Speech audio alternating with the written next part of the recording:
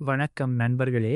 இன்று நாம் பார்க்கப் போகும் விஷயம், முருகர் நமக்கு கனவில் வந்தால் என்ன அர்த்தம்? நம்ம வாழ்க்கையில் சில கனவுகள் சாதாரணமா இருக்கும்.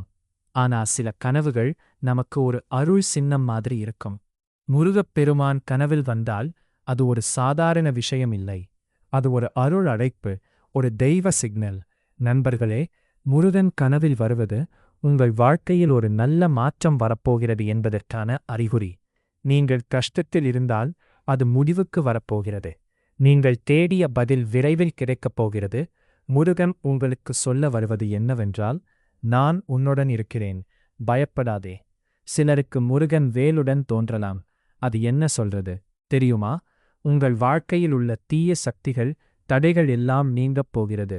சிலருக்கு மயில் உடன் முருகன் தோன்றலாம். அது அமைதி, வெற்றி, ஆனந்தம் வரப்போகிறதுக்கான சின்னம். நண்பர்களே, இந்த மாதிரி கனவுகள் வந்த பிறகு நாம் செய்ய வேண்டியது ஒன்றுதான். முருகனை மேலும் நம்ப வேண்டும். அவரை நினைத்து தினமும் ஒரு சிறிய பிரார்த்தனை செய்ய வேண்டும். வேல வேல முருகன் என்று சொல்லும்போது உங்கள் உள்ளம் சுத்தமாகும், உங்கள் பாதை தெளிவாகும். முருகன் கனவில் வந்தவங்களுக்கு ஒரு விஷயம் நிச்சயம்: அவர்கள் வாழ்க்கையில் அவர் கையை வைத்துவிட்டார். அதனால் நண்பர்களே, இந்த அனுபவத்தை நீங்கள் பெற்றிருந்தால் அது ஒரு பெரிய பாக்கியம். முடிவில் முருகன் உங்களுக்கு சொல்லும் ஒரு வார்த்தை: நம்பிக்கை வையுங்கள், நான் உங்களை காப்பாற்றுவேன்.